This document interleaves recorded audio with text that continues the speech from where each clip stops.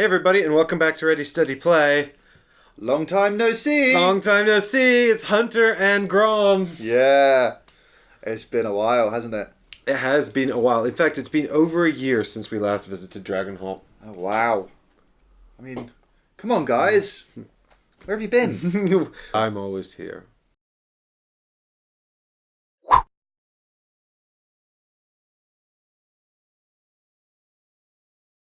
So if you don't remember this, I will. There is a whole series of us already playing it, but basically we are adventurers in the land of Dragonholt, which is a high fantasy universe, not dissimilar to the Forgotten Realms or the world of Tolkien. Yeah. Similar idea to quite a lot of the D&D aspects, so it's very story driven. We've created characters, personalised them. This is basically a choose-your-own-adventure novel with a very light game element tacked on. So we've got some hit points and we've got some skills, but basically we're just taking turns doing choose-your-own-adventure. True, but we also have fame, gold, and heroism. Because apparently fame and heroism aren't the same thing. Apparently not. No. Well, you can be a famous coward. You can be a famous arse as well. That's also true. Yeah. So I am Hunter, the High-Ranks Catfolk. I am a wildlander, which means I'm a bit of a sort of a wildsman, and Hunter is he lived out in the wild hunting demons, and then he befriended Grom, who saved his life, and they came to Dragonholt at the request of Hunter's friend Celsi, and Grom just came along because Drinking, fighting, singing.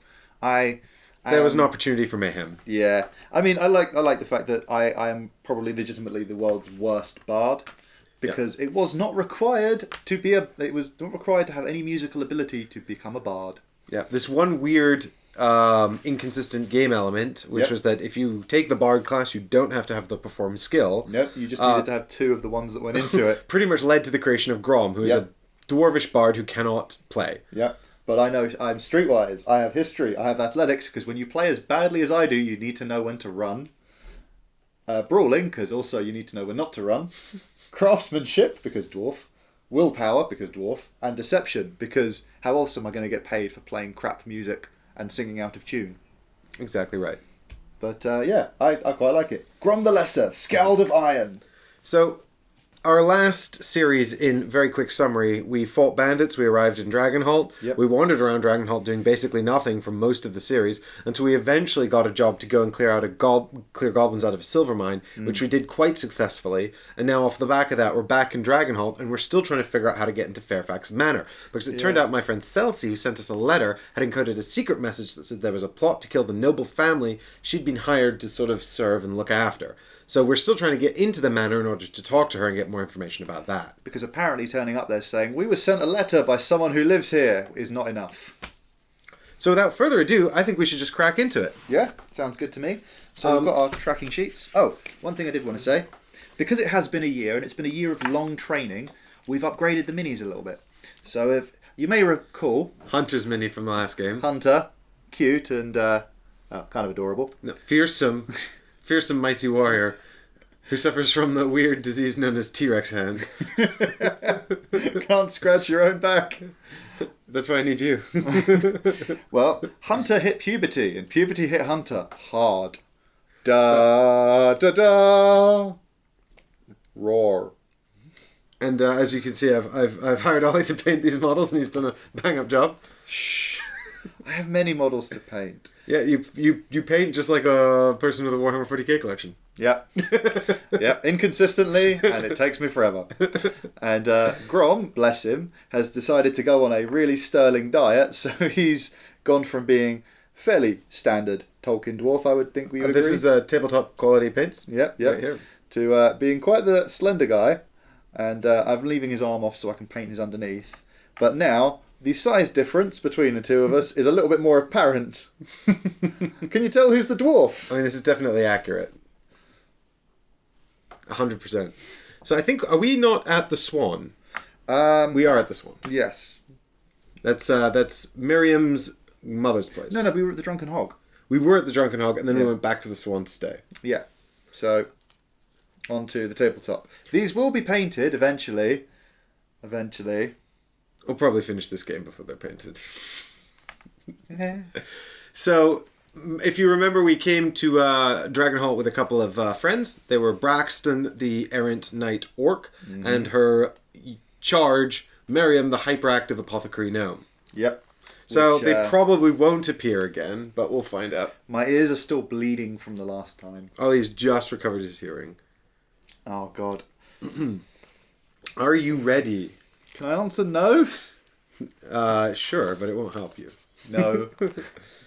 Alright, so 3, 4, 3, 2? That's correct. Here we are. Here we are, the brand new start. Let the mayhem commence. You wake the next morning, a bit later than usual, greeted again by the smell of freshly baked bread and seasoned meats. As you dress yourself, you can hear Miriam's voice above the other patrons coming from the car room. You did this deliberately. I didn't know. Obviously, Miriam's character I voiced her in the first playthrough, and it was incredibly, very popular. It was a sterling job. I cried. Not the reason he thought I did, but it was very moving. Look, the point is the performance moved Ollie to tears, so... Yeah. As you dress yourself, you can hear Miriam's voice coming from the other... above the other patrons coming from the common room. You step out of your room and head down to breakfast. Miriam, Braxton, and Sapphire are sitting together as usual, and the younger gnome waves you over. You greet them and take your seat, serving yourself a plate of delicious-looking food. Braxton has apparently asked Sapphire about the great oak in Eventide Forest. Who was Sapphire? I think it was you. In fact, it was definitely you, because I said, you don't want me to voice another gnome, do you? Yeah, the thing is, I can't remember the voice we used. So, inconsistency is about to abound. Oh, you must be talking about the Tree of Tales, answers Sapphire. That old oak has been there for centuries, according to the stories. The people of Dragonholt say that a benevolent spirit lives in the tree. Sapphire stops to take a drink of her tea before continuing. There's a custom in Dragonholt to tell your tales to the spirit, whether spoken or written. They say you will be blessed with good fortune if the spirit is moved by your story. Some of the villagers have taken to leaving gifts for the spirit as well, in hopes of gaining its admiration, I suppose. Okay, you're up. No, you were Braxton. Oh, balls. I was Braxton originally, and then I gave it to you because I couldn't do both her and Miriam. Fascinating, says Braxton. Miriam frantically scribbles something on a piece of parchment and pockets it. When Braxton looks at her companion curiously, Miriam says, "Just making a note for myself!" Braxton raises an eyebrow, and an almost imperceptible grin crosses Sapphire's lips. Oh, it's like cheese on a chalkboard. No, nails on a chalkboard. What? Oh, God. It's melting my brain centre. You'll survive. As I'm sure they won't be around very long. Oh. So our options are ask Miriam and Braxton about their plans for the day, ask Sapphire about the wooden trinket you've found, ask if there are any, and that requires you to have the wooden trinket, which you have. Found so that. I feel like that's the one we should choose. Ask if there are any special events coming up, and finish your breakfast and prepare for the day ahead. Well, I feel like finishing your breakfast is kind of a wasted opportunity. We're finding out what the hell this thing's for, because I got shot in the face for this. And we can ask about the wooden trinket. I love that I remember... You got shot in the face for that? Are you sure? Do you remember in the forest? You definitely got shot in the face by the bandits, but I feel like you were climbing the tree because you were scared. No, I was climbing the tree because I'd just been shot in the face. Is that Warning right? you, I would add. I was stealthing I remember this clearly. You were about to get ambushed, and it was like, what can I do? What? No, I stealthed them. I snuck up behind them and slit someone's throat. Yeah, and then one of them snuck up behind you, and I shouted so you knew, and then the git turned around and shot an arrow in my face. Sounds... It's all coming back to me now. good. I've not been holding on to this grudge for a year. Dwarven grudges, right? Am I right? Am I right, people? Let's find out what this trinket does. You produce a small bundle of cloth and unwrap it, revealing the wooden trinket you found in the Tree of Tales. Oh my. Breathes Sapphire. May I? You nod, and she carefully lifts the trinket, examining the craftsmanship. She turns it over in her hand and giggles when she sees the letters etched into the wood. I can't giggle. As I thought, she says as she returns the trinket. This is most certainly carved by Theodore. Have you met him? He's a very kind, elderly human man. He's lived in the village his whole life. Theo opened the woodworking shop in the market when he was a young man, but he's been retired for a while now. He comes by the Swan for breakfast or lunch on occasion, but he spends most of his time at the Chatty Archer or in the market. Even after retiring, he's still whittling every day. The bell signals somebody entering the Swan, and Sapphire stands. I'm sure Theo will be happy to see that particular piece again, she says before running off to greet the new patron. You return to your room to retrieve what you'll need for the day ahead. If story V6 is marked, this encounter is complete. It is not marked. Otherwise, read entry 9317. Ooh. Now that's interesting because V6 is linked to the manor, isn't it? Yes, we need V6. Yeah, I And remember potentially that. I6. I don't understand because I can't remember what I had for breakfast last night, but I can remember I need that. I mean, I wrote it down. So. As you are tidying your room, you hear a gentle knocking on the door. Too gentle to be Mariam or Braxton, but the knock is not followed by Sapphire's voice either. Instead, a voice you haven't heard in many years speaks your name. You open the door to find a tall elf woman A tall elf woman wrapped almost entirely in an ivy green cloak. You recognize her immediately as your former traveling companion, Celise. She's finally here. Am I doing Celise? Are you going to do the Miriam voice? Or I'm not going to do the Miriam voice. You can do Celise. I need something to hit you with. Thank the stars you're here, exclaimed Celeste in a hushed tone. Okay, you read this bit. Thank the stars you're here, exclaims Celeste in a hushed tone as she sweeps into your room and closes the door behind her. I heard a rumour that new travellers had come to Dragonholt, and I hoped it would be you. I have much I need to tell you, but I felt it unwise to put it into plain writing. Should have let us in the goddamn manor then. 5682. We wasted like half a day there. Yeah, we wasted half a day trying to figure out how to get in there. I feel like progress is being made now, and I like it. Suddenly the plot's moving, yeah, a year later. I mean, that sounds right for a That sounds show. about right for our show, yeah. Yeah. I'm glad you came, says Celeste. There's trouble afoot, and I'm getting too old for trouble. Celeste doesn't look a day older than when you met her, but then again, she is an elf. I believe that someone is plotting against the noble family here. We worked that one out. You might already know that the local lord is Lady Regina Fairfax, Countess of Dragonholt. She had, up until recently, 3 children, Sonia, Rochelle, and Philip. Regina is sick. She seems a little young to me to be dying already, but humans will do that, I suppose. So her daughter Sonia has poised to inherit the county. But Sonia came to me and she had received a letter from her uncle Cyric, Regina's brother. Cyric demanded Sonia renounce the position and support Cyric's claim to Regina's seat, and Sonia refused him, of course. I'm just going to make a note. Cyric, dick. Days later, Celeste gets to her point. Continue, Celeste. Days later, Sonia fell from her horse, struck her head on a rock, and died. Not suspicious on its own, but perhaps Sonia was an excellent rider. She was alone in the forest when it happened. I became concerned that Cyric had murdered her. I shared my suspicions with Timothy, Regina's steward, and that night, as I returned to my bedroom, a heavy statue in the gallery toppled over and nearly killed me. Celeste closes her eyes and leans back, resting her head. So I fled. I'd already sent the letter to you, so I've hidden the village and waited. God damn it. Mark story point V6. So basically, that entire time going to the manor was a waste. Celeste stands, brushing down her cloak and taking a deep breath. But nothing unusual has happened since then, and Philip and Rochelle remain safe. It would seem the situation is not as dire as I'd suspected. For now, I think it wise for you to acquaint yourself with the villagers and gain their trust. We will need them on our side if it comes to a struggle for leadership. But right now, I will go straight to Lady Regina and tell her everything. Will you come with me? I mean, should we? I think we should probably go. Yeah, she's going to die otherwise. I feel like go on your own. I have other business to attend to is kind of like an asshole move. Especially considering time passes anyway. Let's go with that. Yeah, I also feel like not only that, but what's the other page? 5455. I also feel like Hunter would be like, this is the point. We came here for this reason. And I'd be like, I want to get my rune. I want something runed. What did I say? 5455? 5455. Ba-da-dum. Exposition time. Alright, Celeste probably does a lot of talking here, so you can read this. You go with Celeste to Fairfax Manor, where a middle-aged human woman in servant's livery opens the door for you with an expression of surprise. I must speak with the Countess at once, Mahilda, says Celeste. Matilda? Matilda only nods and ushers you upstairs, where Regina's audience chamber lies in the manor's ancient round tower. The Countess's enormous black throne is empty, but the Countess is seated on a carpet by one hearth. She is a human woman of middling years, with fair skin and enormous green eyes, almost luminescent in a face more lined by pain than by age. The Countess has a round hoop in her lap, a piece of intricate needlework. My lady, says Celeste. Celeste, says Regina. I had wondered if you'd quit my service. Please introduce us. Celise bows and introduces you. Regina inclines her head and makes no effort to rise. What brings you to me today, my friend? With many pauses to word her story as diplomatically as possible, Celise shares the same suspicions with Regina that she had shared with you.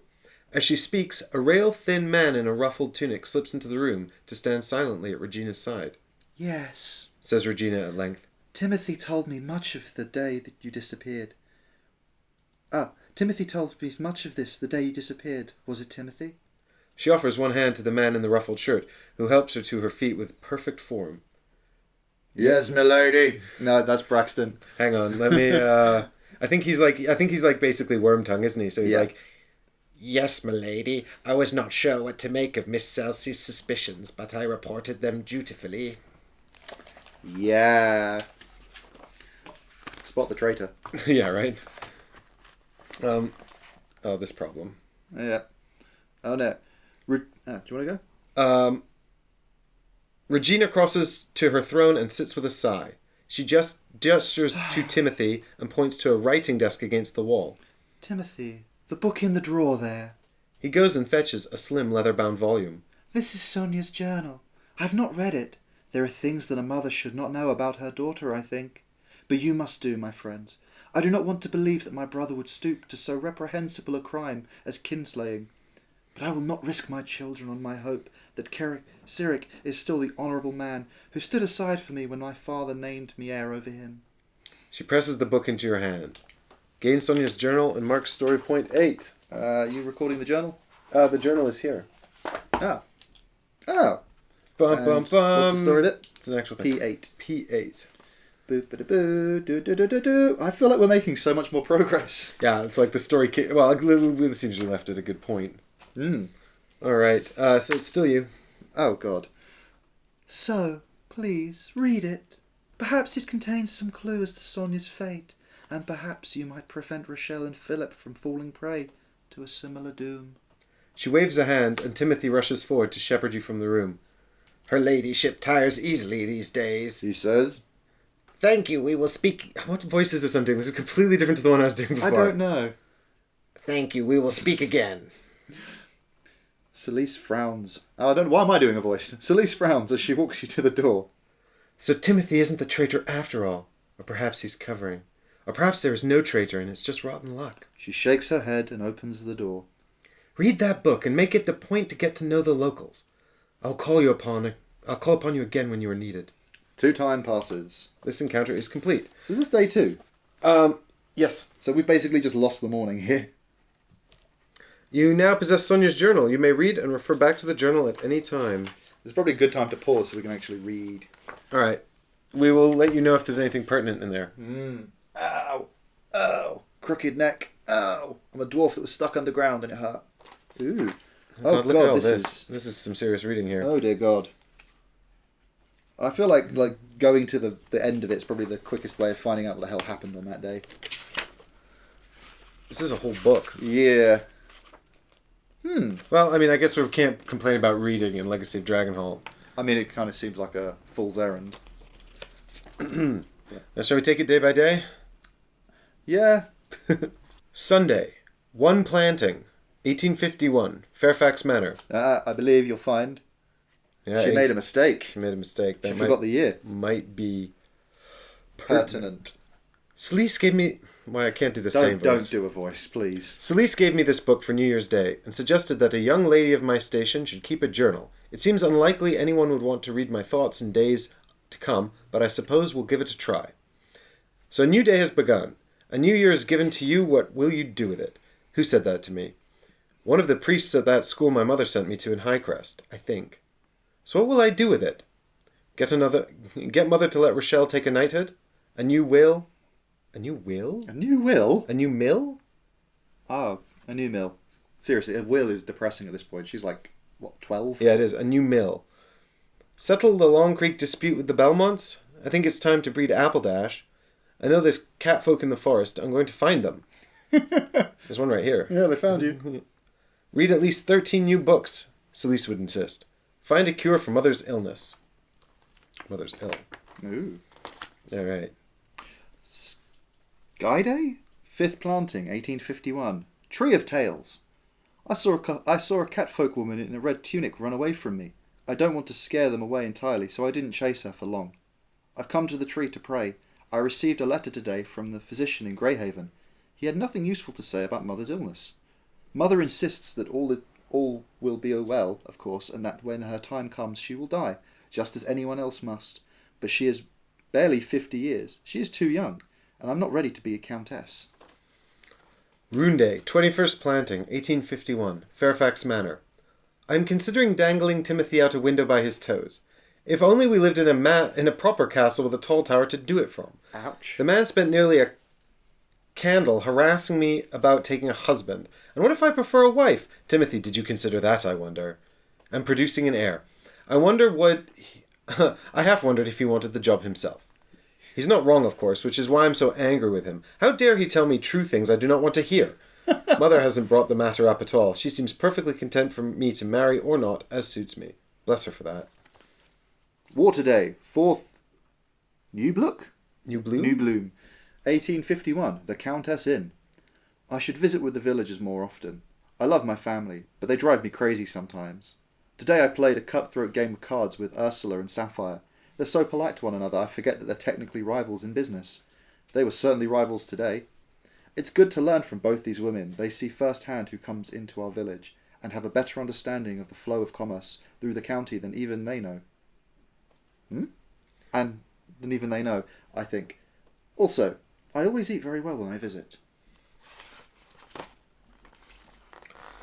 Sunday, 8th, New Bloom, 1851, Fairfax Manor. Galvin thinks he's found a likely mate for Appledash in the Cunningham stable. I have to see the beasts myself, but I'm glad to know he's taken a keen interest. Tending to the bloodlines of our horses makes me think about the county. I wonder about our goats, if they're doing all we can to keep those herds healthy. Oh God. I wonder about our goats, if we're doing all we can to keep those herds healthy, if they could be more productive. I wonder about our crops. Are there better seeds we should find elsewhere? People seem so happy to just do as they have done in the past, but there may be a better way. We can breed our horses to be stronger. We can improve our county by bringing in new blood, or new ideas at least, as well. I'm grateful that we have so many wandering gnomes, orcs, and others in our villages, bringing these connections from the outside with them. Tulips blooming in the garden today. My heart is full. Moon Day, 9th New Bloom, 1851, Fairfax Manor. Gavin is quite correct. The Cunningham stallion will do very well. Count Cunningham even turned down a stud fee. I think he's hopeful I might marry one of his sons. No thank you, Albright Cunningham. No thank you. Albright Cunningham seems less than thrilled with the entire affair. Or probably just with me. Fire Day, 17th New Bloom, 1851, Fairfax Manor. Philip and I spent today in the village. Philip set himself up on the edge of the green with his charcoals and scraps of paper he keeps pinching from Celise, and I visited with Marks, the village clerk, to go over possible sites for a new mill. That was my New Year's resolution, to get a new mill. The old one is far too outside the village, I think, and time has not been kind to it. Marx is entirely in favour of a new mill, but has a host of reasons not to situate it anywhere I choose. He wants it to go on his brother's farm, from what I can tell, which means Mother would have to buy that land back from him at a pretty price. I know the yeomanry are the backbone of the realm, and all that, but at times I admit I wish we went back on the days when the nobles owned all the land. When I came back to check on Philip, he had that dwarf girl in his lap, doing her very best to draw an owl. Philip is such a sweet young man. Sometimes I wish he was going to inherit the county. He's certainly not going to be a knight like Rochelle. In the afternoon, I stopped by Fior Brightmalls to see how Rochelle's new sword is coming along. I'm no judge of weapons, but she showed me the blade is finished and now just wants binding and mounting and all of that.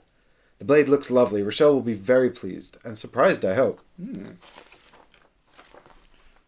Sky Day, 26th New Bloom, 1851, Fairfax Manor. Notes to myself. If I'm right, Appledash should come into season in early Greentide. Make sure Gavin knows to send her to the Cunningham stable for studding. Rochelle's sword ready. How to wrap it. Name day in less than a week.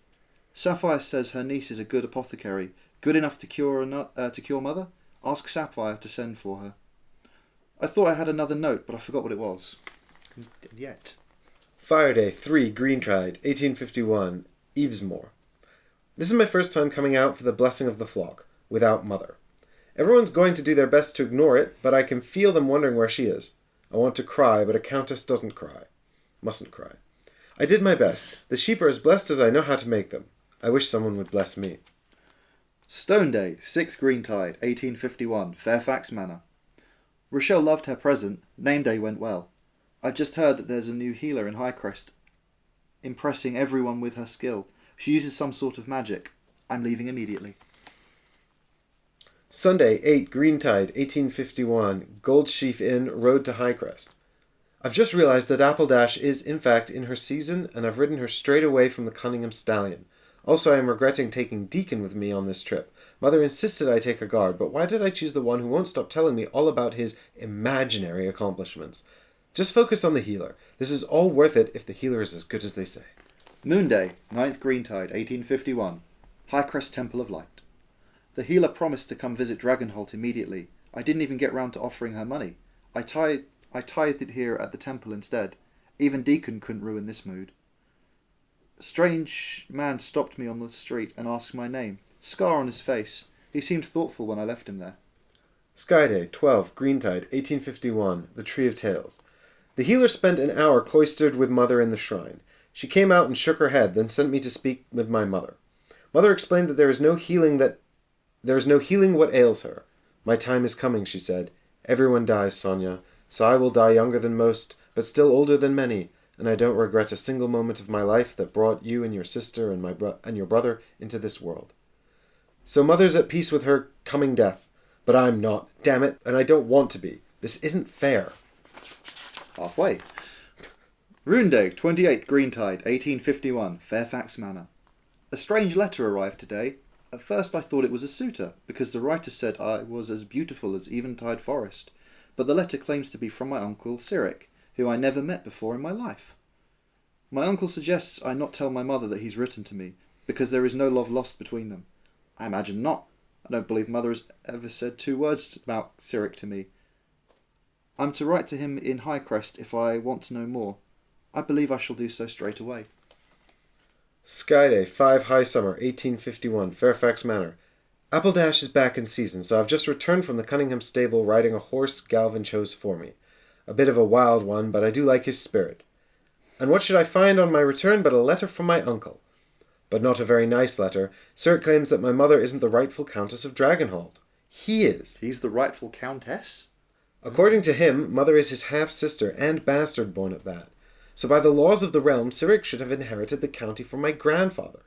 Cyric says that he didn't want to press his claim by force and wage war against his own blood, so he went into exile when his sister stole his throne. But now that my mother is dying, he asked me to back his claim and step aside for him.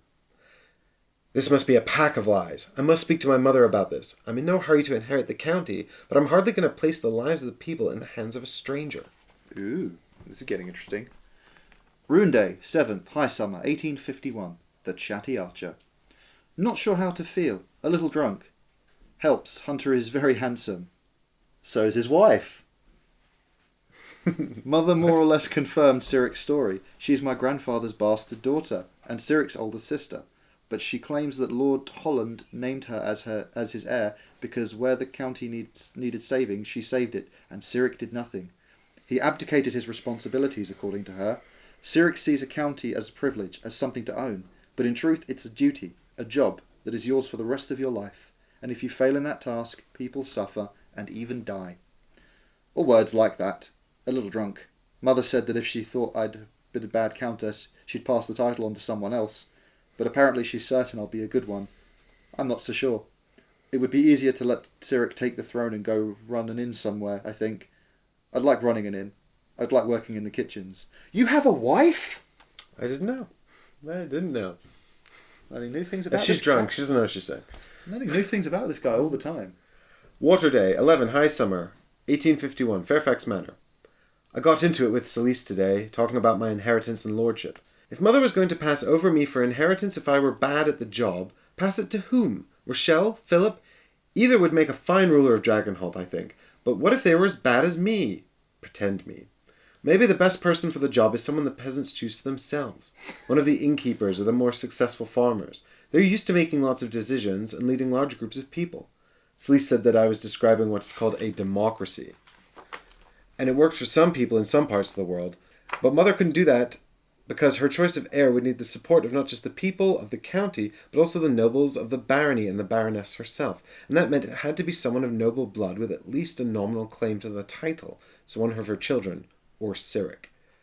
I talked the matter through with anyone who'd listened over the last few days. Timothy, Matilda, Galvin, Philip.